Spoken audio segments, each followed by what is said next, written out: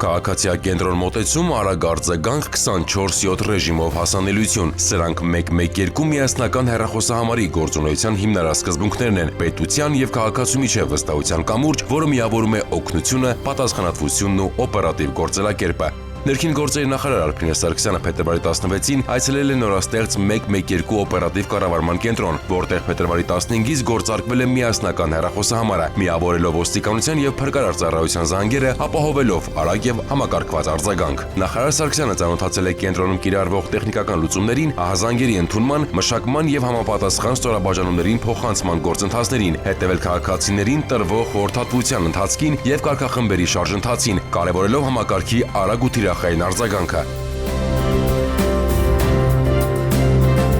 Արփինե Սարգսյանը նաև աշխատանքային խորհրդատվություն է անցկացրել։ Օպերատիվ կառավարման կենտրոնի ձևավորման եւ գործունեության մեկնարկի արդիվ ներքին գործերի նախարարը շնորհավորել է կենտրոնի անձնակազմին, ընդգծելով, որ կառույցի ձևավորումը նախարարության ռազմավարական նշանակություն ունեցող ծրագրերից է։ Նրա խոսքով կենտրոնի գործունեության հիմքում դրված է մեկ զանգ արագ արձագանք տրամաբանությունը եւ անհրաժեշտ է գործել հենց այդ փիլիսոփայությամբ, ապահովելով անխափան, համակարգված եւ արդյունավետ աշխատանք։ 112-ը պարզապես նոր հեռախոսահամար չէ, այլ ահազանգի կառավարման ու արձագանքման տեսանկյունից գաղափարական նոր մոտեցում, նշել է Արփինե Սարգսյանը, կարևորելով ծառայության արդյունավետության բարձրացման ուղղված աշխատանքներում տարբեր սցենարների վրա հիմնված ահազանգերի մոդելավորման կիրառումը, արձագանքման ժամանակի կրճատումը, ինչպես նաև անհրաժեշտության դեպքում գործընթացների լավարկման հնարավորությունները։ Ներքին գործերի նախարարը նշել է, որ յուրաքանչյուր ահազանգ անկախ ծագման վայրից ունի հավասար կարևորություն, ընդգծելով, որ կենտրոնի անձնակազմը պետք է պատասխանատու եւ բարեխիղճ վերաբերմունք ցուցաբերի բոլոր զանգերի նկատմամբ, ապահովելով քաղաքացիների պատշաճ, հարգալից եւ որակյալ սպասարկում։ Նախարար Սարգսյանը հանձնարարել է ուշադրության կենտրոնում պահել անձնակազմի մասնագիտական կարողությունների զարգացումը, ներքին գործերի նախարարության կրթահամալիրի հետ կազմակերպելով շարունակական վերապատրաստումներ։ Նա նաեւ կարևորել է իրազեկման միջոցառումների ակտիվացումը, որոնց նպատակը հանրության համար 112 միասնական հեռախոսահամարը հնարավորինս կարճ ժամկետում ճանաչելի դարձնելն է։ Ներքին գործերի նախարարը ընդգծել է նաև շտապօգնության կանչերի համակարգի ինտեգրմանը նախապատրաստվելու կարևորությունը, նշելով, որ այդ ուղղությամբ պետք է իրականացվեն անհրաժեշտ կազմակերպչական եւ տեխնիկական աշխատանքներ, ծառայությունների առավել արդյունավետ եւ միասնական գործարկումն ապահովելու նպատակով։ Շնորհակալություն հայտնելով կենտրոնի ձևավորման գործընթացի պատասխանատուներին, ներքին գործերի նախարարը առանձնահատուկ կարևորել է մասնագիտական թիմի կատարած ծավալուն աշխատանքը։ 112 օպերատիվ կառավարման կենտրոնի պետ Գեորգի Այվազյանը վստահության եւ աջակցության համար շնորհակալություն հայտնելով ներքին գործերի նախարարին, հավաստիացրել է, որ կենտրոնի անձնակազմը պատրաստ է պատշաճ կատարել իր գործառույթները, ապահովելով արագ արձագանքում։ Կլիմայի գծով հանրային ներդրումների կառավարման եւ գնահատման շրջանակում Հայաստան է ժամանել արժույթի միջազգային հիմնադրամի փորձագիտական խումբը։ Փրկարար ծառայության տնօրեն ներքին գործերի նախարարի տեղակալ Արամ Ղազարյանը փետրվարի 16-ին հանդիպել է հիմնադրամի տեխնիկական աջակցության առաքելության ղեկավար Էդմոն Պատրիկ Հերնի գլխավորած պատվիրակությանը։ Մասնակցում էին ներքին գործերի եւ ֆինանսների նախարարությունների ներկայացուցիչներ։ Քննարկվել են աղետների ռիսկի կառավարման ազգային ռազմավարության եւ ֆինանսական հատկացումների վերաբերյալ հարցեր։ Արամ Ղազարյանն իր խոսքում նշել է, որ հանդիպումն առանձնահատուկ կարևորություն ունի համագործակցության ամրապնդման եւ արդյունավետ լուծումների մշակման տեսանկյունից։ Ներկայացվել են աղետների ռիսկի կառավարման 2023-2030 թվականների ռազմավարությունը, գործողությունների ծրագիրն ու առաջնահերթությունները։ Անդրադարձ է կատարվել աղետների ռիսկի կառավարման եւ բնակչության պաշտպանության մասին օրենքին, ինչպես նաեւ կլիմայական գործոնների ազդեցությանն ու դրանց դիմակայունությանն ուղղված միջոցառումներին։ Ներկայացվել են նաև ներդրումային մեխանիզմների վերաբերյալ առաջարկություններ։ Կարևորվել են վաղ ազդարարման համակարգի արդիականացումն ու փրկարար ծառայողների վերապատրաստումները։ Աղետների ռիսկի նվազեցման եւ կլիմայական փոփոխություններին դիմակայունության ուղղությամբ ընդգծվել է ներդրումների արդյունավետ կառավարման կարևորությունը։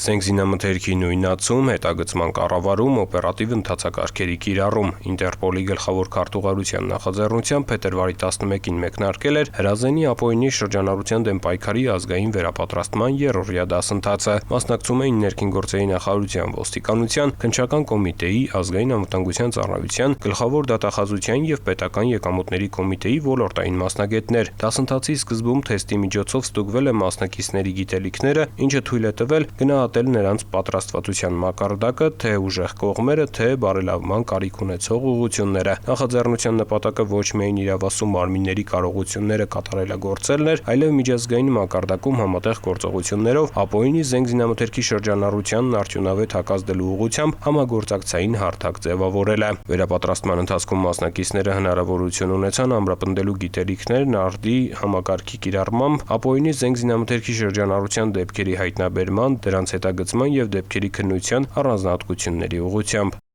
Դուք այն մարդիկ եք, որոնք իրականացնում են Ինտերպոլի առաքելությունը, ուստի չափազանց կարևոր է իմանալ ինչպես կիրառել ձեր գործիքներն ու ռեսուրսները, բարձրացնելու հետաքննության որակն ու աշխատանքի արդյունավետությունը։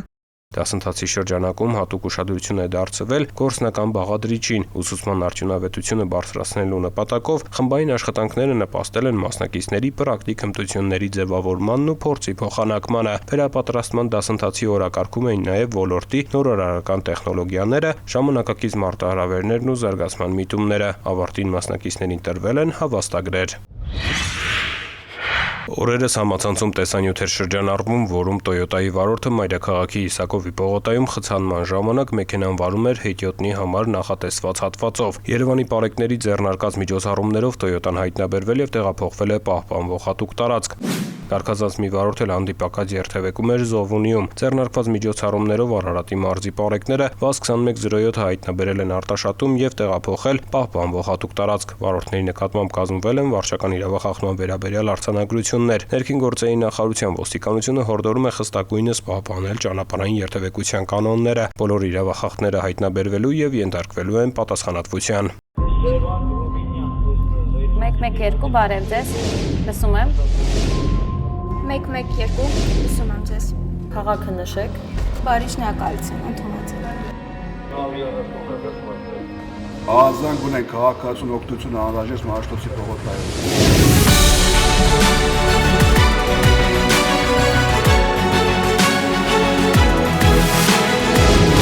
112 մեկ զանգ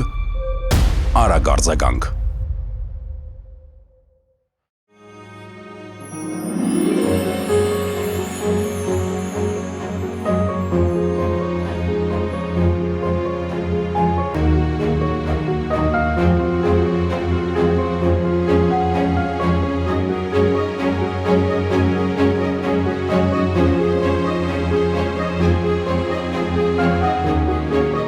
Հետիոտնի անվտանգության ապահովումը յուրաքանչյուրի պարտականությունն է, արգելակիր։ Հետիոտնային անցումները մեր անվտանգության գոտիներն են։ Ճանապարհը հատեք բացառապես հետիոտնային անցումներով։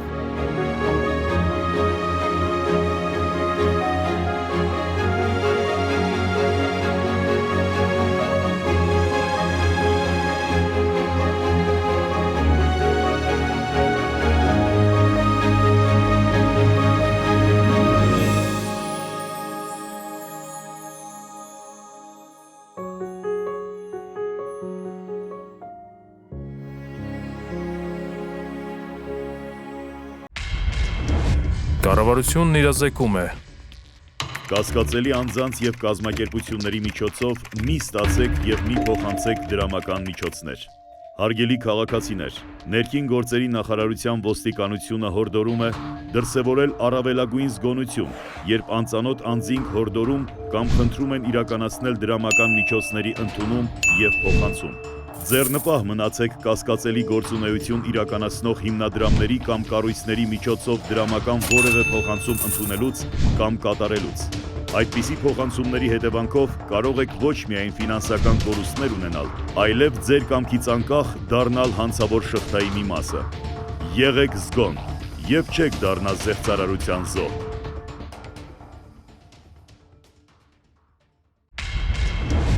Կառավարությունն իրազեկում է։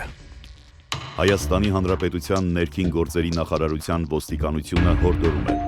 Հարգելի քաղաքացիներ, որևէ պատրվակով անծանոթ անձանց մի տրամադրեք անձնագրային եւ բանկային տվյալներ։ Մի փոխանցեք նաեւ համացանցի տարբեր հարթակներում գրանցված ձեր անհատական հաշիվների մուտքանունները, գաղտնաբառերը եւ SMS ծանուցմամբ ստացված մեկ անգամյա կոդերը։ Նշված անձնական տվյալները փոխանցելով այլ անձանց, հավանական է, որ դրանք հետագայում օգտագործվեն տարբեր հանցավոր սխեմաներում ներգրաված անձանց կողմից, եւ արդյունքում կարող եք ոչ միայն զրկվել ձեր էլեկտրոնային դրամապանակների, բանկային հաշիվների, անհատական հաշիվների հասանելիությունից, այլև դառնալ ֆինանսական հափշտակությունների զոհ։ Հանցավորների ձեռքում հայտնված տվյալները կարող են օգտագործվել նաև այլ հանցագործությունների կատարման համար։ Եղեք զգոն, պահպանեք ձեր անձնական տվյալները։